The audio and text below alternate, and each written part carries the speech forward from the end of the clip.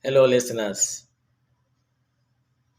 I invite you to watch and share this video. Today's episode is going to be very interesting because it revolves around a very sensitive issue that affects the society. This issue, the English people will refer it to as extramarital affairs or infidelity. But according to the biblical words, this issue is referred to as adultery. And so I'm going to start this episode today with a question and answer. Do men cheat? The answer is yes, men do cheat. And the next question will be, why do men cheat? Now sit back, relax as I unfold the package. I'm going to take you through the reasons why men indulge in extramarital affairs, why men indulge in promiscuity, why men indulge in infidelity, and also why men engage in what the Bible calls adultery. But before then, I'm going to tell you something. There's a slight difference between why a white man, an European, or Asian will engage in extramarital affairs or infidelity when you compare it to why an African man will cheat in his marital relationship. There's a slight difference. So today, my concern is particularly on African men. Why do African men cheat in their marriages? Why do African men cheat in their marital relationship? Like I said, sit back, relax while the package is being unfolded. Now, it has often been said that it is in the nature of men to cheat. I disagree with this assertion at all. I no agree, I no agree with this statement because God is nature. So if you say it is in the nature of men to cheat, invariably you are saying that it is also in the nature of God to cheat because God is nature.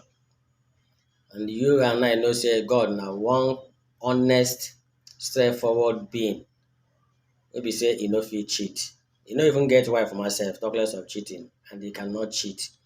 So that statement I want today make you remove am from your mind. Say it is in the nature of men to cheat. It is never in their nature. Now, let me tell you this. I am a trained sociologist. Yes, that's my profession.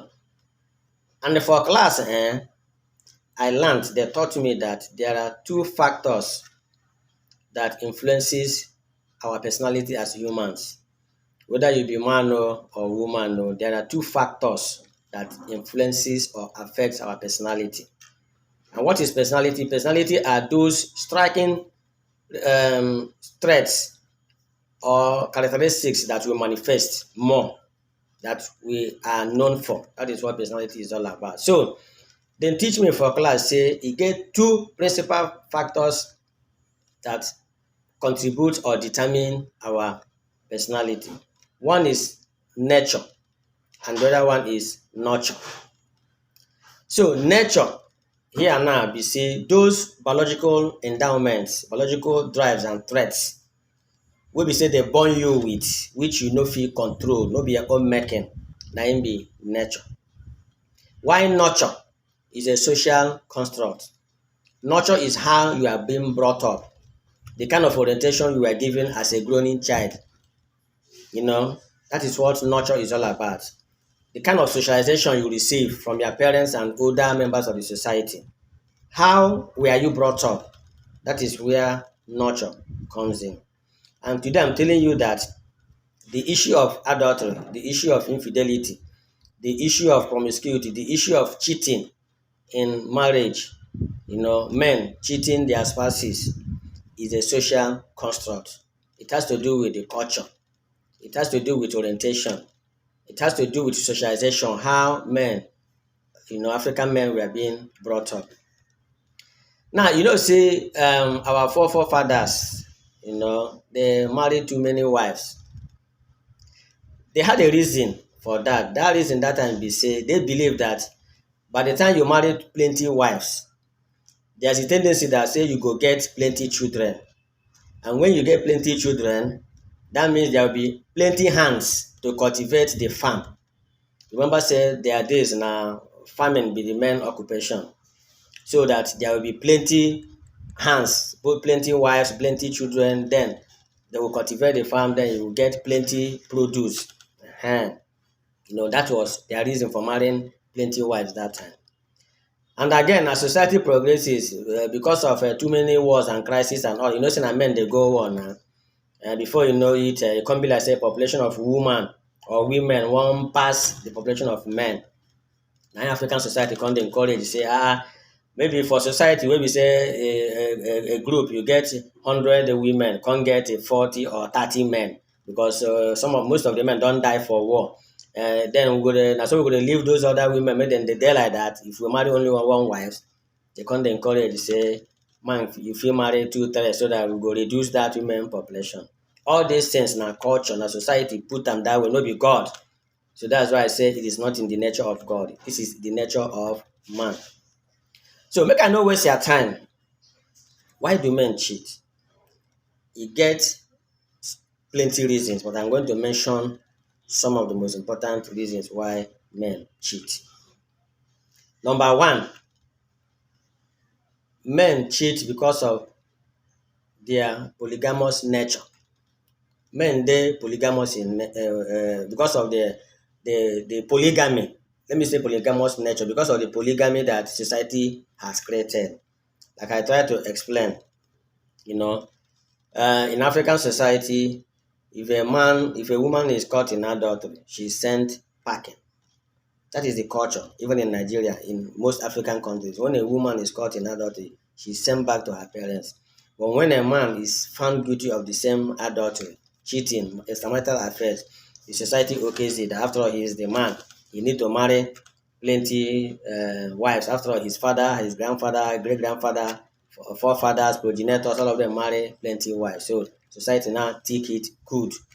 That is one reason why men cheat, because they believe that they have that liberty to marry more than one wife.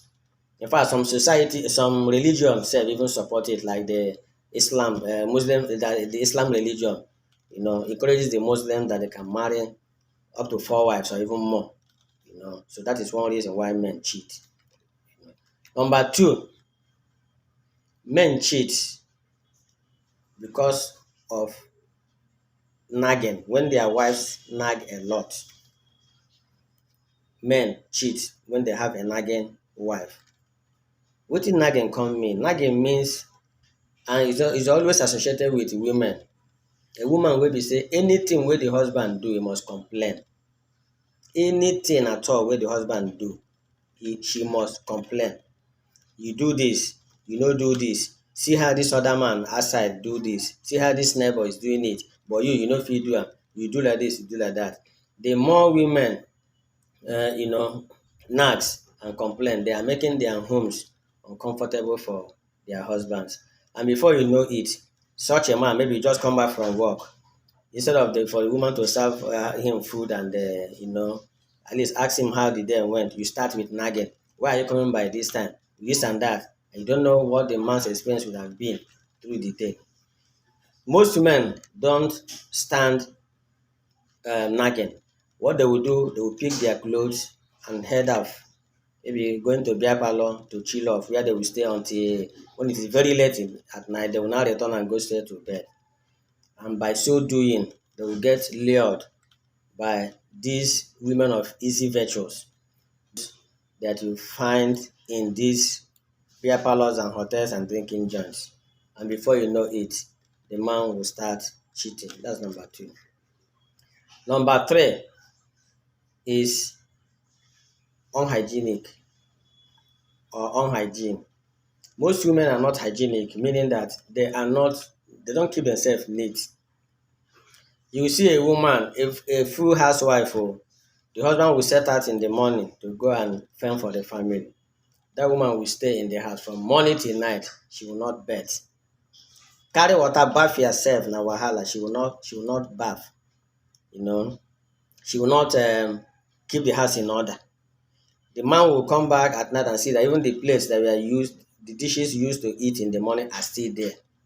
So when a woman is not hygienic enough, that is a push factor for the husband to go and cheat out there. So women should be very, very, mindful of this. As a woman, you don't have any reason not to be hygienic, not to be neat.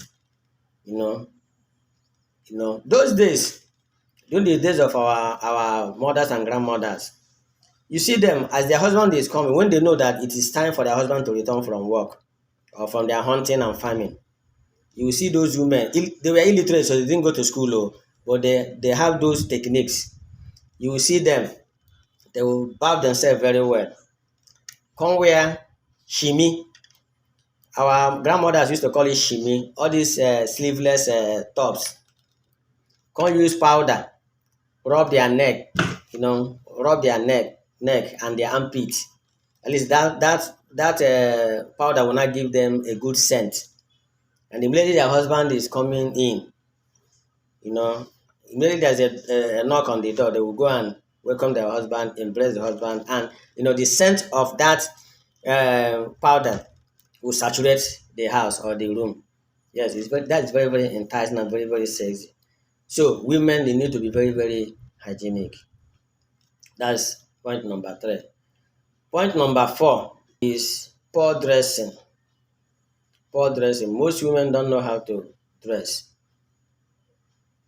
Most of them still dress like our mothers and grandmothers. We are in we are in the 21st century. We are in a contemporary society.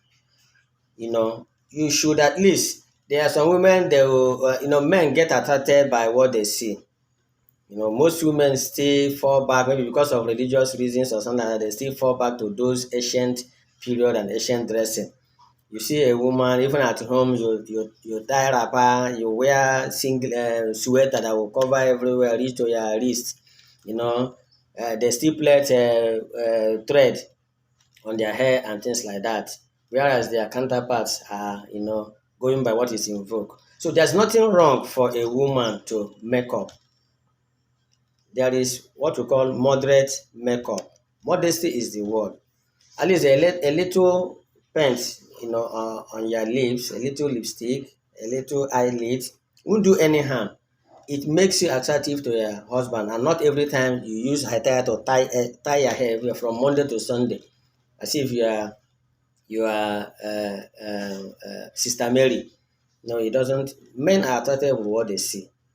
So you have to dress in a way that entices your husband. You have to dress in a way that attracts your husband.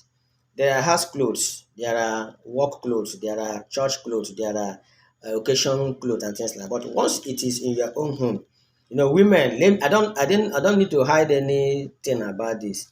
Wear things that are provocative just for your husband in your house. Wear things that are sexy, things that are attractive, things that are provocative, things that will glue your husband's eye on you. You need to do this, you know. So that is point number four. Point number five, why men cheat is lust of the flesh. You know, most men get carried away by what they see outside, and the danger is that the more you give thought to this, the more you get, um, you know, you get derailed. The more you look at women with their skimpy dresses out there and things like that, the more you derail.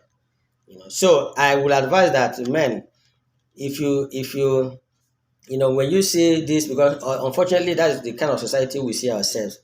You see women, ladies wear skimpy dresses, go to the market, come to school, go to even to church.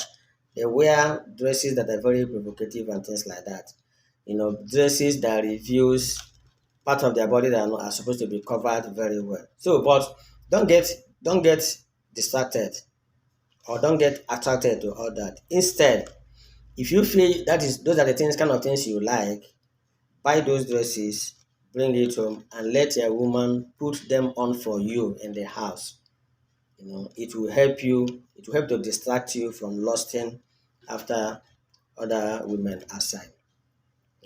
So I've mentioned about five reasons. Like I said, the list is inexhaustible. We cannot finish it today, but I'm telling you that these are some of the major reasons why men cheat. You know, and I know that as I'm saying this now, women are they are jubilating, jumping up and things like that because they will say, "Yes, tell them." But I tell you something, it is not only men that cheat in relationship, in marriages. So watch out for my next episode. There we are going to talk about why women also cheat. Remember, this is why do men cheat. That is what today's video, the content of today's video. My next video, which is going to come in 2 or 3 days time from now, is going to revolve around why do women cheat. So please like this video, share it, give it a thumb up, subscribe to this channel. This is Pepsi channel. Like I say, it's a variety channel that feature a whole lot of things from news to gossip to family relationship to marriage to affairs to what have you. We are all rounder. And I promise you, my next episode on why do women cheat is going to be more interesting than this particular episode. Until I come your way next time, God bless you.